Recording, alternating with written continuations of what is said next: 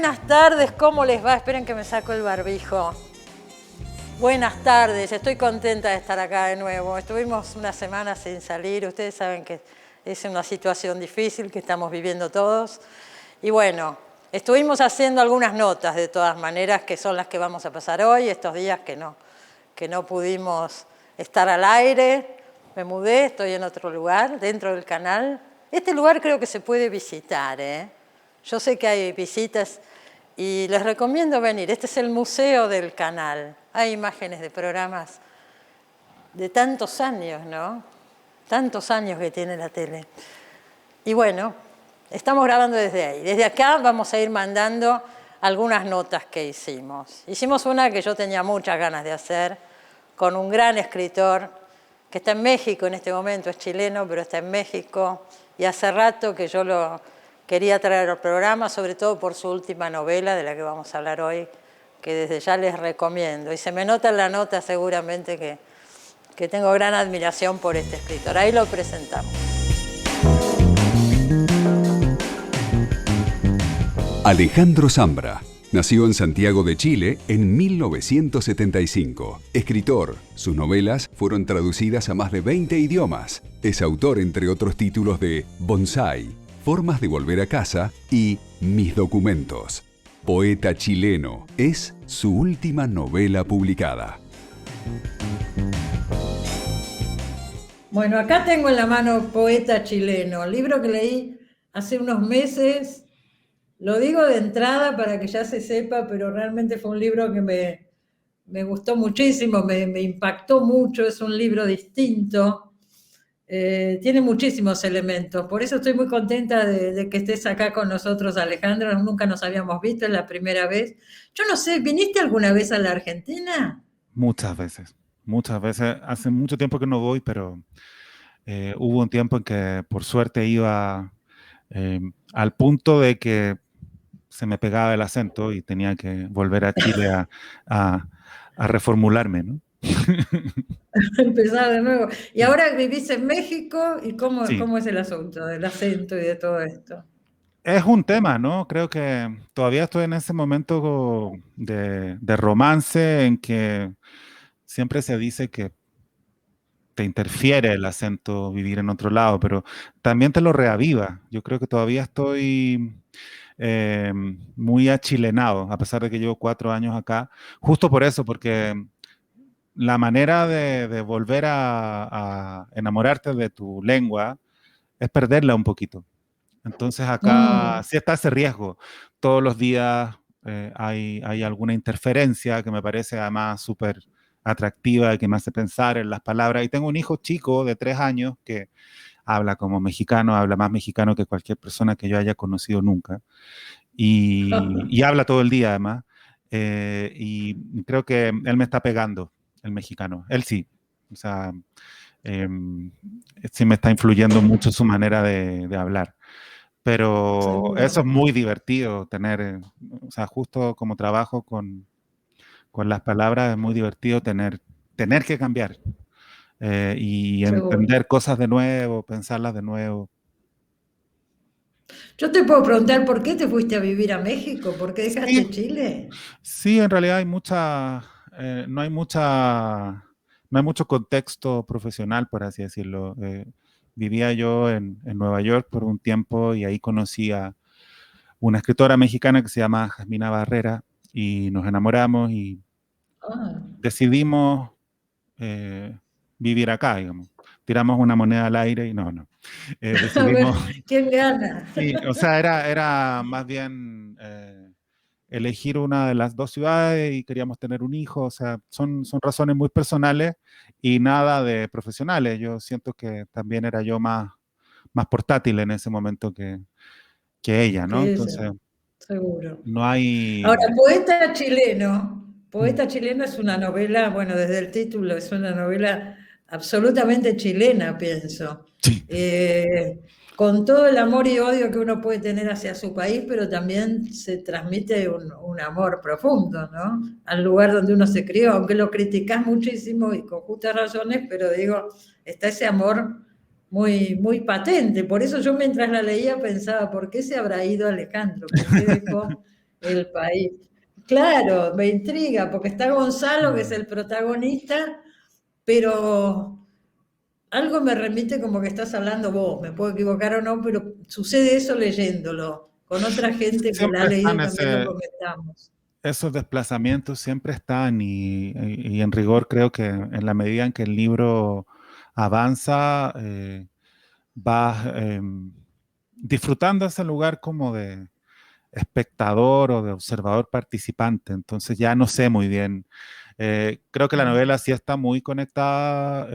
Escribir esta novela está muy vinculado a dejar Chile, porque me vino una nostalgia así estúpida. O sea, cuando recién estaba acá, eh, Mm, sentí yo el peso de una claro. nostalgia paralizante, una nostalgia de la mala, ¿no? Y creo que esa fue mi reacción a escribir este libro, porque ya lo había, ya lo tenía en la cabeza y sobre todo había una escena que había trabajado obsesivamente antes de venir acá.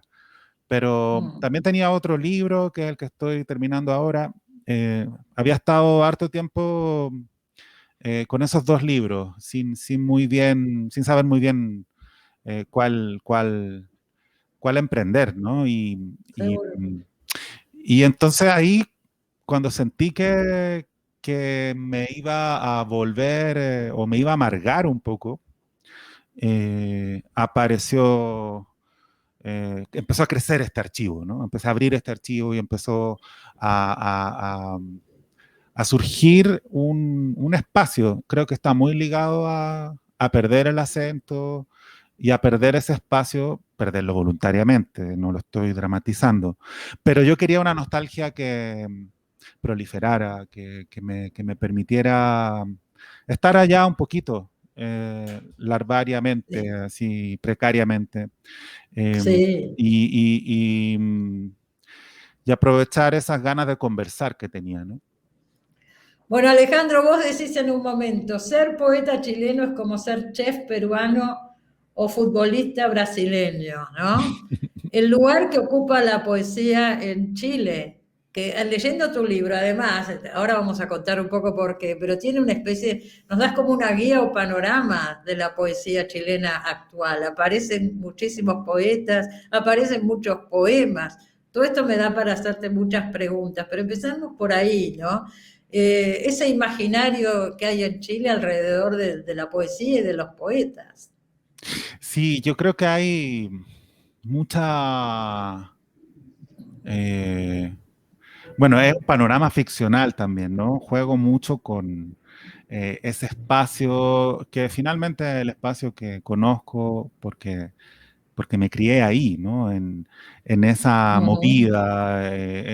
Creo que es un mundo bien inclusivo, o sea, todos fuimos eh, en alguna medida víctimas de esta idea de la poesía chilena, que hoy día incluso suena medio antigua porque es muy canónica, ¿no? O sea, es Pablo Neruda, Bueno, pero Nicanor tienen dos Parra. premios Nobel, no nos Claro, olvidemos. claro, y eso mismo es divertido porque a cualquier chileno que le preguntara si en Chile hay buena poesía, probablemente te respondería sí, por supuesto, aunque nunca haya leído un poema, ¿no? O sea, no creo que en Chile se Seguro. lea Es como un más valor poesía que en otro lado, nacional. claro. Claro, es Claro. un mito y por eso yo lo ponía a la altura de la cocina peruana o del fútbol brasileño. Pensé Claro. que me ibas a reclamar y me ibas a decir por qué brasileño y no argentino el futbolista. Pero claro, son esos mitos con los que convives y que de alguna manera validas. Y algunos nos metimos en ese mundo con esa Ujú. expectativa, con una expectativa mega adolescente, pero también fundada en lecturas. En los años 90 creo que para muchos de nosotros em, el mundo era muy adverso y la poesía chilena era la parte del país que nos gustaba, la única, el único Inclusive, sector de la inclusive en la época tradición, de ¿no? Pinochet. No, Inclusive en la época de claro. Pinochet. O sea, ¿a qué te refieres? Mm, Como cuando nos criamos leyendo poesía en plena dictadura, era un contexto mm. bien nacional, no sé si te refieres a eso. estaba todo cerrado, ¿no? Y sin embargo, a Por los eso. textos de estudio llegaba la poesía de Neruda, la poesía de Nicanor Parra, de Gabriela Mistral, la música de Violeta Parra. Entonces, en los 90 ya, a los pasada la adolescencia, creo que eh, todo parecía muy adverso, pero estaba la poesía como una tradición a la que sí nos interesaba pertenecer. Una tradición en la cual también podía discutir, ¿no? Porque era todo muy peleado, muy de tomar De grupos, decisiones, de claro, de grupo. camaritas. Incluso, Claro, exactamente, sí. claro. Ahora, todo ese mundo está muy reflejado en la novela. Se citan muchísimos poetas y también poesías. Algunas poesías son poesías de los personajes, o sea que vos las escribiste en Sí, el medio de la novela, ¿no es cierto? sí, o sea, se cita mucha poesía, creo yo. A mí me interesa mucho tratar de explicar por qué alguien, eh, incluso sin demasiados referentes, de pronto encuentra en la poesía un arraigo, una forma de entender el mundo. Siempre es medio misterioso, pero me parece que vale la pena explicarlo, como de pronto un poema te hace ver que hay otra persona que sintió las mismas cosas eh, que tú has sentido y que te parecían incomunicables, ¿no? O sea, de pronto alguien escribe Ah, un poema sobre algo y tú sientes que tú podrías haber escrito ese texto, que entiendes de qué está hablando, aunque no se entienda mucho el poema, ¿no? Entonces, bueno, y claro, sí, escribí los poemas de los personajes eh, y eso fue muy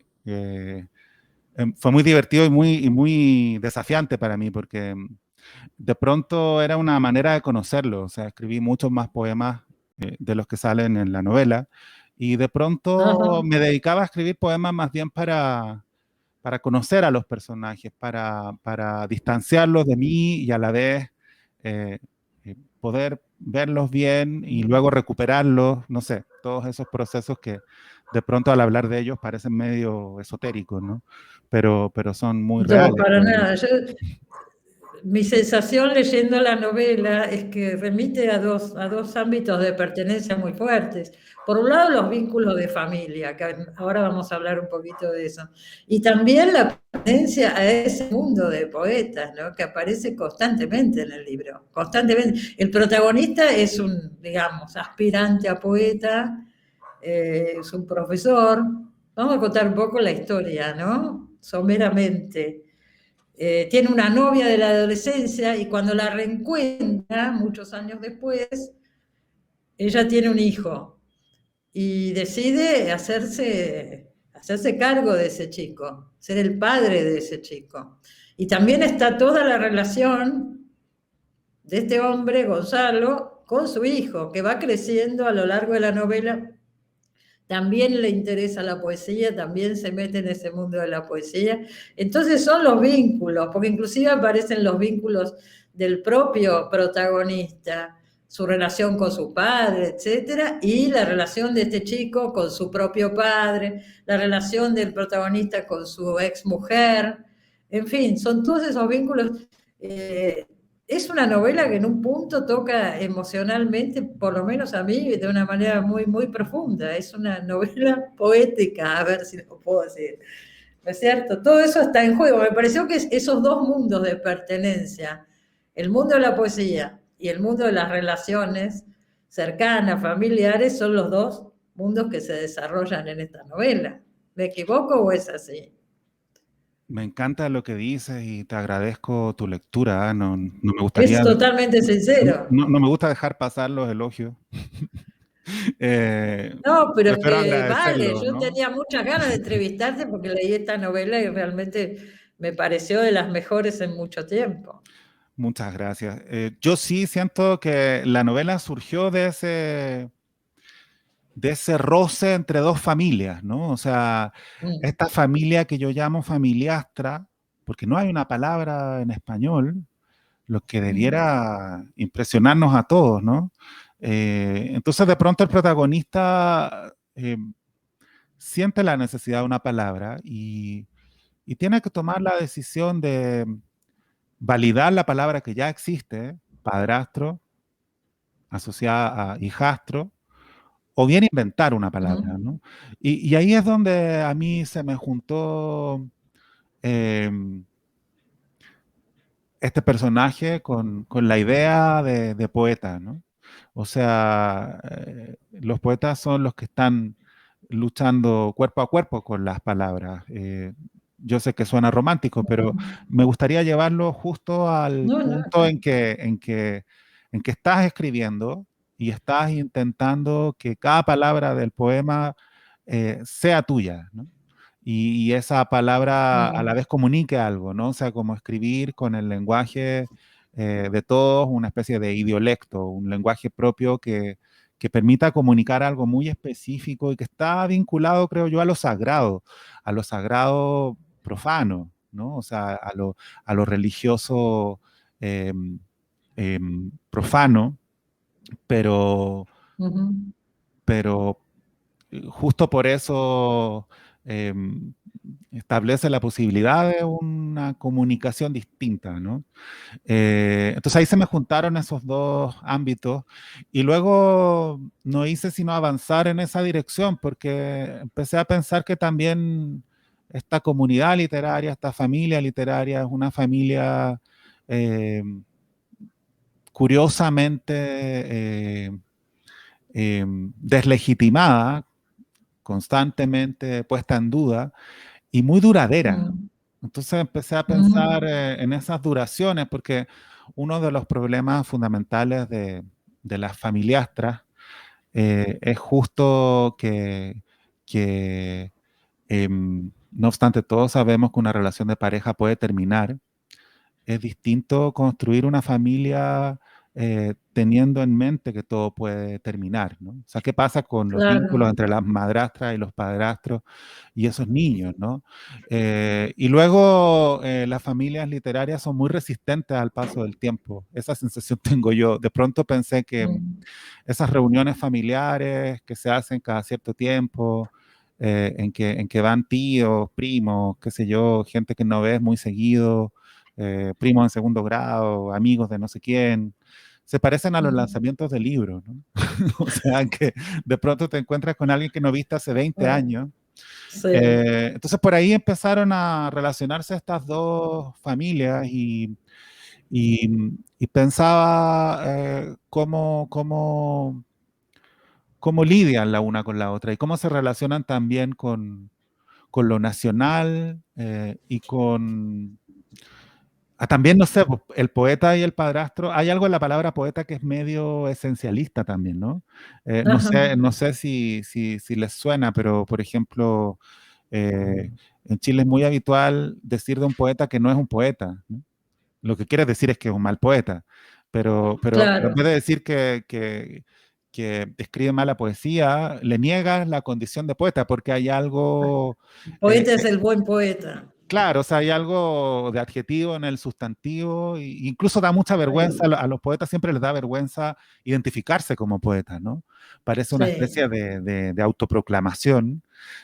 Ah, Y, y luego por ahí también pensaba que pasa algo similar a lo que pasa con la palabra padrastro, mm, que es muy problemática, ¿no? Que está muy marcada, o sea, la lengua española y muchas otras lenguas han decidido que esa sea la palabra para designar ese rol, ¿no?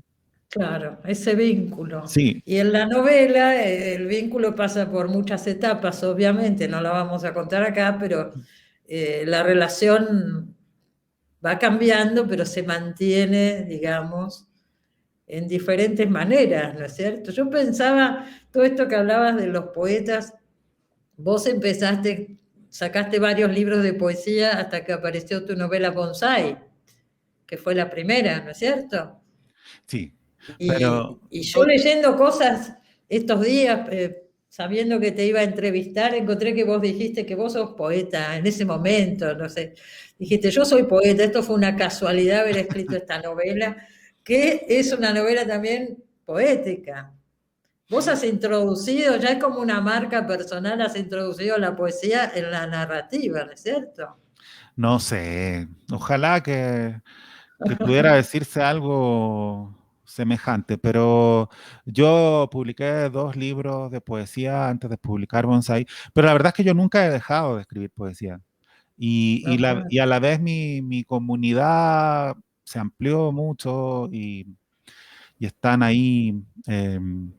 Claro, hay amigos míos que escriben narrativa y sin embargo mi comunidad de origen es la poesía y esa sigue siendo. Entonces Mm. he seguido siempre muy al tanto de las publicaciones, o sea, yo me siento parte de ese mundo. Además creo que no son tan distintos, o sea, que sobre todo ahora están más mezclados, o sea, El eh, mundo de los poetas y el de los sí. narradores, decís. Sí, o sea, hay muchos Bueno, poetas que escriben novelas y al revés, ajá. y me gusta a mí que sea así, creo que le da, bueno, también el mito del poeta ha ido cambiando, creo yo, ¿no? O sea, sí me importa muchísimo el ritmo en los textos, pero no diría que eso es una característica de los poetas, o sea, siento que en general, ese énfasis en el ritmo no le pertenece a ningún género, ¿no? Sí corrijo Mm. leyendo en voz alta. Eso sí, Ajá. eso sí no lo he abandonado. Quiero decir, me costaría no hacerlo así. Y en este caso lo recuerdo particularmente porque, claro, una novela muy larga, ¿no? Entonces, sí, al corregir, al tratar de sentir el texto, em, Seguro. es distinto cuando son tantas páginas. De pronto me parecía muy adverso, pensaba que no iba a terminar nunca de corregir. De corregirla. Sí, De todas maneras es una novela larga, pero cuando uno la va leyendo no la siente larga porque uno la devora, ¿eh? sí, Realmente entras en ese clima. Yo leí por alguna parte, estos días leí varias cosas, ¿no? Que alrededor tuyo, sabiendo que nos íbamos a ver hoy, y vos dijiste, me gusta pensar que Poeta Chileno es una novela sobre los vaivenes de la felicidad, sobre la felicidad y los vaivenes de la felicidad. A mí me gustó eso, un poco remite, lo decís vos, ¿no? Sobre esos temas que sí, los escritores callamos para que no nos crean estúpidos, la felicidad, la ternura, la alegría, el sí, compañerismo. o sea, claro, me gusta pensar la novela de distintas maneras y no inmovilizarla, ¿no? Mm, Entonces, sí siento que por primera vez escribí una novela directamente sobre lo cotidiano y sobre un, un- un suceder, un acontecer que tiene que ver con las repeticiones, que tiene que ver con las identificaciones parciales, la, la espiral que se va desarrollando en la vida diaria y sus repeticiones aparentes que luego no lo son. Todo ujú, suena muy vago lo que estoy diciendo, pero es muy preciso, creo yo, en, en- en- en su aterrizaje narrativo. O sí, sea, sí, hay una manera de leerla que es, que está inducida un poquito por el título, que ujú. hasta me lo han objetado por eso, lo que me parece muy bien, ¿no? ¿Por qué te lo Eh, objetaron? no como, o sea, bueno, tiene que ser poetas chilenos, ¿no? Y es muy Ah, bueno, intencional el que padre y el sea, hijo. pero muy intencional que sea en singular, ¿no? Porque me interesa esa Uno puede pensar, idea, ¿cuál de los dos eso, poetas chilenos? ¿No? ¿El justo padre o eso, el hijo? no, justo esa Claro, lectura me seguro. interesaba, ¿no? Como, bueno, ¿quién es el poeta aquí, ¿no? ¿Y por qué hay Ah, solo uno? Eh, y también tenía esa dimensión paródica, por supuesto, de marca, ¿no? O sea, como que sí, suena claro, algo bueno, ¿no? claro, claro. El poeta Y chileno. Y otra cosa, claro, seguro, es una marca de Chile también, con todo esto que estamos hablando. Usás ese recurso, además, digo, que es bueno, que viene una periodista norteamericana y de pronto la chica está como perdida ahí en Chile y decide hacer una investigación sobre la poesía chilena. Y a raíz de esta investigación aparecen todos estos poetas citados y demás, ¿no? Entra en la novela por ese lado, pero se habla de muchísimos poetas. Pero la última pregunta que te hago, que el que lea la novela lo sabe, pero comentemos, en la tapa del poeta chileno aparece un extraño gato con unos colmillos, con unos colmillos tremendos. Así que contanos un poquito de este gato y cómo fue a parar a la tapa, ¿no? sí, yo creo que es lo único de verdad autobiográfico, 100% de esta novela, Ah, ¿no? Ser una gata que ah, tenía yo y que tenía esos colmillos completamente vampirescos. sí. Bueno, cuando era chiquita, a mí me alegraba mucho mirarla porque era una figura muy extravagante, ¿no? Ya tenía claramente estos colmillos muy salidos y nunca se me ocurrió que eso fuera un problema, ¿no? Una enfermedad. Y después, bueno, muchos años después, tuve que llevarla al veterinario y me mandó al odontólogo felino, Un ¿no? tólogo Que, felino. que solo había en ese momento una en todo Santiago, Ah, En Colina. eh, Existía una odontóloga, entonces ella me explicó que esto era un problema y que yo debería haberme hecho cargo de ese problema cuando la gata Oscuridad, que se llama igual que en la novela, cuando la sí, gata Oscuridad era chiquita. Entonces, de ahí salió un episodio que no les vamos a contar ahora, pero sí es una presencia, siento yo, permanente en la novela, sí, bueno, una presencia que va cambiando, ¿no? seguro. Y es nostálgica, porque en Tengo la la novela hay sensación un de, tono nostálgico estoy absoluto. hablando un poquito argentino, ya estoy como esponja, ¿no? Así, ¿Cómo es? me sientes un poco argentino, ¿no? Como, es que me paso más todo el día con mi hijo imitando acentos, entonces ya no sé cuál es Ah, sí, mi el acento. acento nuestro también Sí. Ah, sí, imitan el arte. muchísimo, Ah, sí. muchísimo. Sí, a él le gusta mucho el acento argentino, porque es que leemos cuentos, bueno, y todo Mafalda y todo eso, ¿no? Ah, qué maravilloso. Entonces, claro, eso está escrito en argentino y Sí, sí. también muchos cuentos leemos con ese acento. Entonces, yo he ¿Y tu incorporado esa hijito vino reflexión. alguna vez? Sí, Claro. sí, ¿Vino alguna vez a la sí, sí. Argentina? A los 7 meses. eh, Ah, bueno, no, no se va a acordar fue, mucho, me parece. no se acuerda de nada, pero fue un viaje bonito. O sea, con él muy guagua, muy bebé. Muy Eh, chiquito. sí, Bueno, y volverá, ¿no? Volveremos, volverá, ojalá. digo. Esperemos que pase todo esto Sí, y nos gustaría tanto que vinieras a Argentina, realmente. no, yo No sé si encantado. sabés, pero el libro Poeta Chileno acá se comenta mucho, se leyó mucho. Y bueno, y espero que el que no la leyó después de esta nota lo busque y lo lea, porque es un gran libro y bueno, a mí me encantaría que todo esto pase y puedas venir al estudio y nos conozcamos y te volvamos a entrevistar. Con tu nueva Muchas novela, gracias. Alejandro. Muchas gracias Gracias a vos por la conversación y y por mucha la buena suerte. onda. Bueno, entre muchas otras cosas, tenía ganas yo de volver a grabar el programa para recomendar algunos libros que estuve leyendo y me faltaba, digo, no los puedo comentar acá en Los Siete Locos. Así que empezamos hoy, nada menos que con Yoga, el nuevo libro de Emmanuel Carrère, ganador, ustedes saben, del Premio Princesa de Asturias de las Letras este año, y más que merecido premio, es un gran escritor Carrère. Si pensamos en Limonov, si pensamos en El Reino, El Adversario, de vidas ajenas sobre todo, es un libro maravilloso. Ustedes saben que Carrère toma siempre, él se introduce como personaje, cuenta historias como la historia del Adversario o la historia de Limonov, y él entra como personaje en el libro, siempre. Es su marca, pero en yoga directamente él es el personaje principal del libro. Está hablando de él, de sí mismo.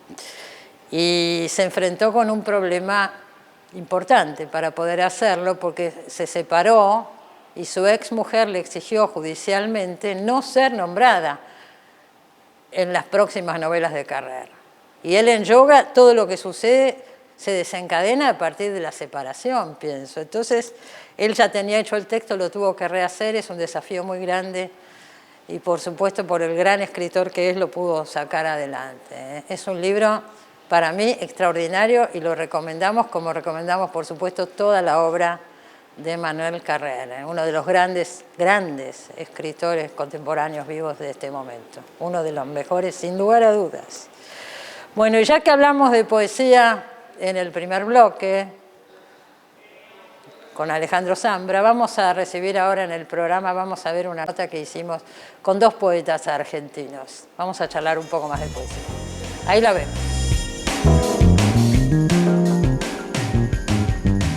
Bueno, bienvenidos. Antonio, Rafael, una alegría tenerlos acá en el programa en medio de toda esta situación tan complicada. Para nosotros también. Bueno, gracias por el aguante, digo. Antonio Requena acaba de sacar su libro Último Viaje, lo tengo acá en la mano, y eso coincide con los 70 años de la aparición de su primer libro de poemas, Luz de Sueño, ¿no es cierto? Es así, Antonio, 70 años con la poesía. Sí, mi primer libro es del 51. ¿Qué te parece? En el 2021, así que son 70 años. 70 años con la poesía. Es un libro que te quería comentar, es interesante porque la editorial, Vinci Guerra, es el primero que hace con la contratapa con un QR, así que el que ponga el celular, voy a aparecer yo hablando, comentando. ¡Ay, no me digas! Sí, ahora lo hace con otros libros también, pero este fue el primero. Sí.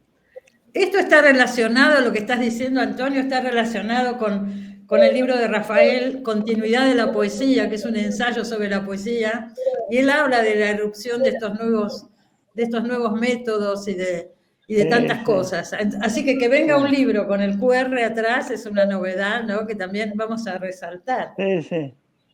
También sé que Último Viaje, Antonio, lo escribiste durante la pandemia, que hacía muchos años que no escribías poesía y la pandemia te llevó a volver a escribir poesía. Contá un poquito de eso. Sí. Bueno, yo hacía tiempo que no escribía versos y de pronto, bueno, la poesía me visitó, porque yo nunca escribí así por la voluntad de escribir, sino escribí cuando sentía la necesidad de hacerlo. Y bueno, ya te digo, durante los 2 o 3 últimos años no había sentido esa necesidad. Y de golpe, bueno, aparecieron los poemas que los escribí, en realidad, en 20 días. Son 16 poemas nada más. Es un poco más que una plaqueta, ¿no? Y son poemas, algunos vinculados también con la pandemia.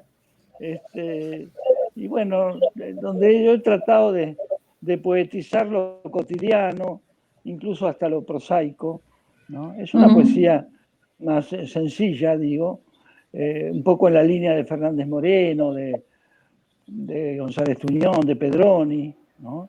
Claro. Creo que Seguro. Es una poesía honesta. No sé si es buena o mala, pero por lo menos es una poesía honesta.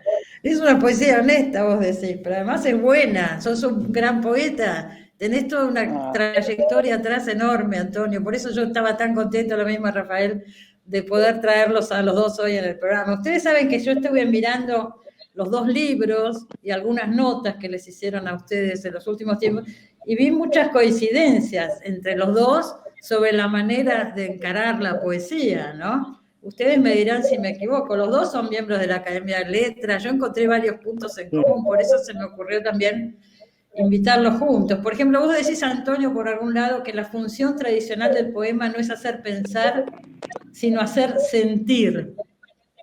Sí. Leí eso. Bueno, no sé si está en el libro o lo leí en alguna parte. ¿Qué decís al respecto? Sí, yo creo que la poesía apela más al sentimiento que al intelecto. De todas maneras, la poesía no puede prescindir del pensar.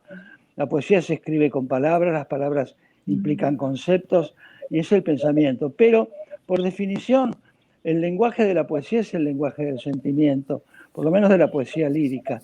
Existe una poesía filosófica, por supuesto, también, una poesía metafísica, pero fundamentalmente yo creo que el sentimiento no puede estar ausente de la poesía. Claro, es intrínseco a la poesía. No he leído el libro de Rafael porque con esta pandemia no nos hemos podido, ni él conoce mi libro, ni yo conozco el suyo. Así que ahora por vos me entero que hay similitudes. Sí, yo veo varias similitudes. Y aparte ahora Rafael va a poder leer el tuyo con el QR que me decías. Rafael, vos decís algo parecido, porque decís, pienso que, en tu libro, ¿no? Pienso que la función de la poesía es espiritualizar, sensibilizar al lector, que es una forma de hacerlo más humano. Se relaciona esto con lo que dijo Antonio, ¿no es cierto? Sí, vamos a decir que estos vínculos que vos encontraste, sobre todo son de amistad. Hace 50 años que somos amigos con Antonio y tenemos un montón de amigos comunes y de recuerdos vividos. Ahora, seguramente no somos de la misma generación y la mía, la generación mía, que es la que vino inmediatamente después de la de Antonio, es una generación en la que todo un poco más de peso, de prioridad, de aquello de utilizar el poema como un instrumento para pensar. O sea que en todo caso vamos a decir que mi generación y mi punto de vista está diciendo que por supuesto la poesía hace pie en el sentimiento, pero con la misma intensidad hace pie en el pensamiento, porque de lo contrario, ¿dónde pondríamos a un Alberto Girri, por caso, que realmente es la poesía de intelectual, inclusive al propio Juarros? ¿A dónde lo pondríamos? Creo que sí. La poesía se constituye desde una mirada afectiva, tierna, apasionada, pero con una espalda racional. Eso por lo menos es lo que hemos tratado de decir los que pertenecemos a esta generación mía, que es la que nació más bien en los 70. ¿Qué pasa con el tema de los nuevos formatos, etcétera? Lo que recién comentábamos, ¿no? Del QR en la contratapa del libro de Antonio. Porque vos, Rafael, decís en tu libro que hoy la operación de escribir poesía se cumple en nuestros días en medio de una abundancia de imágenes, voces, pantallas, sonidos, músicas, idiomas. Y decís algo interesante, que si bien por un lado la enriquecen a la poesía, proponiendo nuevos modos de ver y conocer, por el otro la ensordecen con el impacto de sus excesos, decís.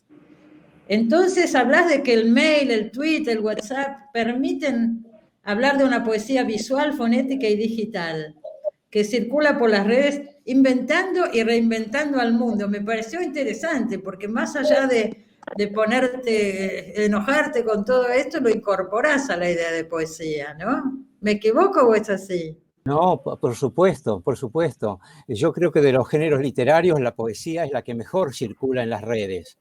Pensemos, novela, sí, se puede dar el argumento, puede señalar que algún concepto del autor y inclusive el argumento de la novela, pero la poesía, un poema que a veces tiene 10 o 20 líneas nada más, que a veces se lo encripta más cerradamente todavía, apenas en 2 líneas, apenas en un verso, circula plenamente por las redes, circula mucho mejor que todos los otros géneros literarios.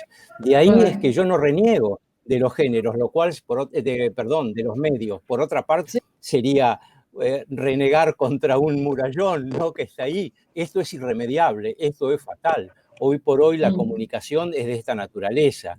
Y lo que sí creo es que la poesía es un material muy dúctil para andar por las redes y para llegar con estas condiciones que tiene la poesía, que son intensidad, concentración y velocidad de impacto.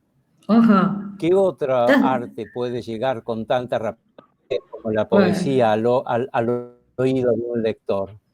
está bien, es un concepto absolutamente amplio la idea de la poesía, ¿no? ¿Qué decís, Antonio? Y yo no puedo negar los beneficios que trae la nueva tecnología, sobre todo para la difusión de la poesía. Pero creo que también van a proliferar los malos poetas, porque ahora un poeta que quiere publicar su libro tiene que ir a la imprenta o a la editorial, publicar. En cambio, ahora se pone en las redes y se escribe cualquier cosa, ¿no?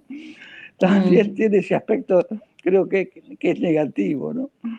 La Bueno, tecnología. pero permitime decir, Antonio, también en los libros tradicionales hay buenos y malos poemas, ¿o no? Sí, claro, claro. No es que Claro, lo que en un pasa es libro que. entonces es bueno, no. Sí, sí. Bueno, está. Bueno, hay una cosa que me gustaría, que me gustaría comentar, y dice Rafael que la principal función de la poesía es poner en práctica lo otro, lo que está llamado al olvido, lo que es refractario al discurso, lo deliberadamente Bueno, callado. Esta idea de lo otro, ¿podés ampliarla un poquito más, Rafael? sí, claro. Yo digo sintéticamente que la poesía no dice más de lo mismo, sino lo otro de lo mismo. ¿Qué quiero decir con Sí. esto? Que la poesía no está llamada a reproducir lo existente. Los árboles, la calle, los pájaros, se dicen perfectamente a sí mismos. La poesía dice lo otro de los árboles, la calle, los pájaros, el diálogo gente. Dice lo otro, lo soslayado, lo que se escapa, lo expresable, de alguna manera lo indecible, como decía hace un momento. Ahora es cierto que el lector, no el lector que conoce por su paso por su formación de escolar, espera de la poesía un algo rimado que diga algo bello de lo ahí existente. Y yo digo que ese no es necesariamente el papel de la poesía. La poesía dice tal vez lo que eso que está ahí existente calla, lo que no dice eso que está ahí existente. Ahí está. Bueno, por eso es un arte difícil también. Y leer un poema es un goce, pero también es un trabajo. Es toda una introducción en una pieza verbal intensa, rica, que dice una cosa para significar otra. Y de ahí que uno de los pitaya y de los bastones más fuertes que tiene la poesía, que es la metonimia, la metáfora, los paralelismos, la sinécdoque, todos esos recursos gramaticales que le permiten decir lo otro, lo que no es callado, soslayado.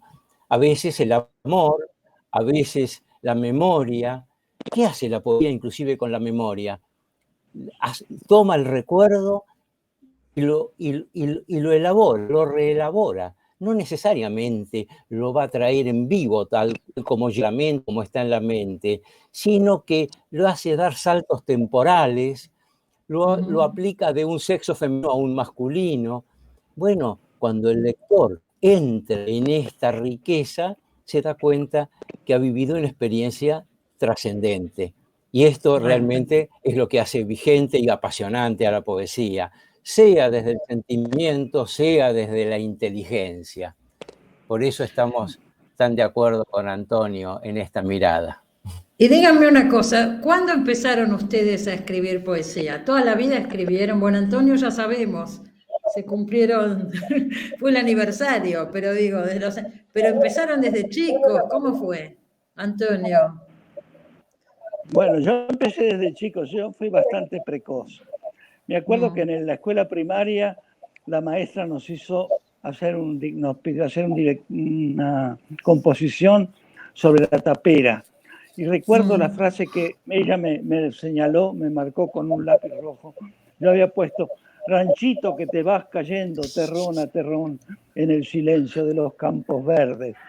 Entonces, yo en aquella época no sabía lo que era un hipérbaton, hubiera puesto en el silencio verde de los campos, pero bueno, quedó así. Y ella cuando me entregó la composición me dijo, tú eres un poeta. Las maestras entonces hablaban de tú. Y yo me lo creí.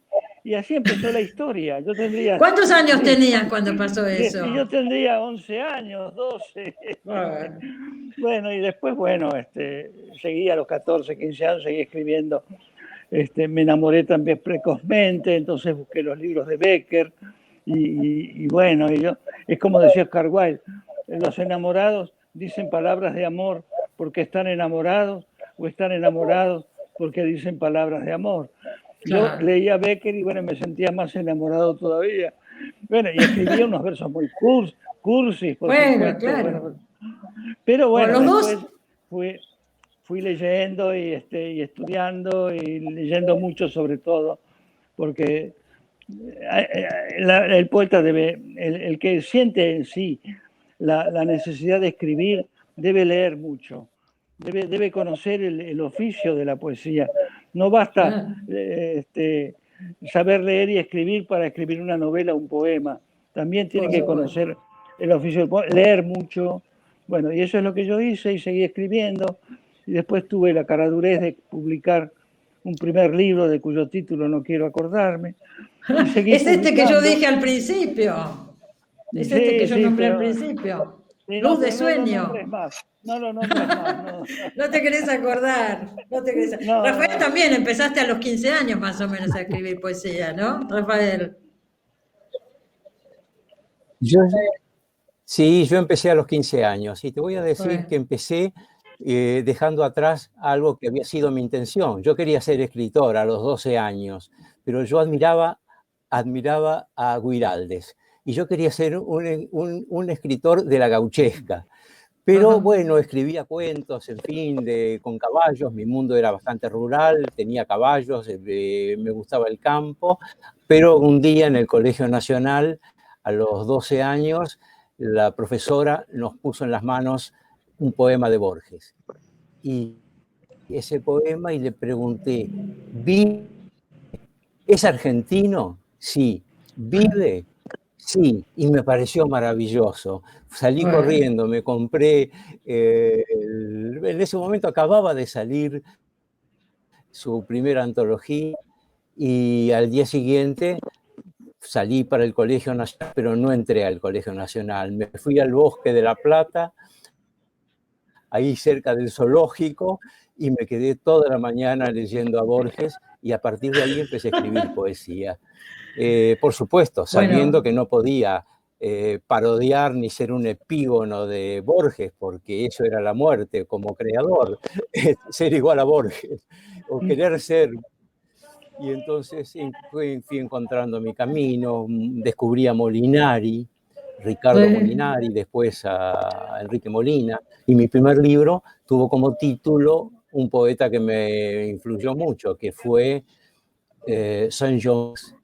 Mi primer libro se llama Altas Lluvias, que está tomada de un poema de este poeta francés, que en ese momento, en los años 60, había sacado el premio Nobel. Les agradezco y espero verlos pronto y de una manera más fluida, que podamos vernos personalmente y seguiremos con esta charla. Pero gracias por habernos tenido la paciencia con las transmisiones que se cortan y con todo lo demás. Estoy muy contenta de verlos, aunque sea por esta vía. Muchas gracias. Hasta pronto. Chao, hasta Nos pronto. vemos. Gracias. Chao. Bueno, último bloque del programa de hoy. Este tiempo que estuvimos sin salir pasaron muchas cosas, feas, tristes cosas, como la muerte de dos personas, de dos escritores muy importantes, ¿no?, de la literatura argentina, como son Juan Font y Horacio González. Los vamos a despedir, los estamos despidiendo en este momento hoy desde acá. No lo pudimos hacer antes porque no salimos al aire. Tanto Font como Horacio González vinieron unas cuantas veces a Los Siete Locos. Hoy vamos a cerrar el programa, nos vamos a despedir con un fragmento de una vez que nos visitó Horacio González, cuando sacó un libro, que de paso les recomiendo, sobre la historia de la Biblioteca Nacional. Él fue director de la biblioteca y sacó este libro que él mismo escribió sobre toda la historia riquísima de la Biblioteca Nacional. Un fragmento de esa nota vamos a pasar ahora y nos vemos, si Dios quiere, el sábado que viene. Si todo sigue bien y podemos seguir grabando, acá vamos a estar. Buena semana para todos. Me pongo el barbijo y los dejo con la nota con Horacio González. Chao. Si uno piensa en la historia de la Biblioteca Nacional, hay algunos directores que fueron emblemáticos por distintas causas. Mariano Moreno, estábamos hablando como fundador, no como director, pero después podemos hablar de Paul Groussac, que estuvo muchísimos 44 años, era 44 como una especie de zar, una especie de sultanato tenía en la biblioteca. Sí, porque ¿no? Vivía ahí empieza con Roca, pero después sigue hasta Irigoyen también. Y atraviesa todo el irigoyenismo. Esa relación de Groussac con Irigoyen es extraña, porque obviamente no lo quería Irigoyen. El irigoyenismo armado tomó la Biblioteca Nacional. Eso está contado en el libro, sí. Sin embargo, lo dejan hasta la muerte, ¿no? Sí. El Real termina junto a Irigoyen. Irigoyen termina un año después, en el Porque 30. ahí es interesante ver, bueno, Borges vos decís que se fue, renuncia en el año 73, 74, pero que nadie lo hubiera sacado, es tu teoría. No, digo, de son hecho, figuras como que nadie va a tocar, no, ¿cierto? de Borges creo que todos pensaron en sacarlo y nadie se animó a sacarlo, ¿no? Él renunció. Borges asume en el 55 y está hasta Cámpora. Atraviesa todo el periodo de Cámpora pensando si se va o no se va, pero creo que la época era tan agitada que nadie se enteró que Borges seguía ahí, pero durante todo el periodo de Cámpora, Borges estuvo en la Biblioteca Nacional. Estuvo todavía en la biblioteca. Sí. Y está contado en el libro, y esto a partir del libro Borges de Adolfo Bioy Casares, que uno lo imagina a Borges pensando, y el miedo que tuvo en distintos momentos de la historia argentina de que lo sacaran de la biblioteca. Por ejemplo, cuando asume Frondizi, hay momentos, gobiernos que Borges no simpatiza y bueno, no lo tocan, pero él tenía miedo de que lo sacaran. Sí, Borges se siente a contrapelo de sus teorías sobre la inmortalidad y la larga permanencia de las cosas. Se siente una persona absolutamente frágil y Bioy Casares subraya todo eso no sin una punta de malignidad. De todas maneras, el libro Borges de Bioy Casares lo considero un libro magnífico. Es un documento de época extraordinario. Es un documento de época, es una teoría literaria nunca escrita ni por Borges, ni por Bioy Casares, ni por nadie. Y está ahí. Hay una teoría deshilachada que se puede juntar como un conjunto de piedritas esparcidas en un jardín. Alguien las tendrá que juntar, porque es un libro realmente extraordinario. Probablemente parte de una venganza oscura de Bioy Casares también, ¿no? Hacia Borges decís. Me parece, pero de todas maneras está hecha de una manera tan sutil que es un libro que se lee, no sé cómo se lee como no se leen otros libros, es decir, se lee como el drama de dos vidas y el drama del país al mismo tiempo, ¿no?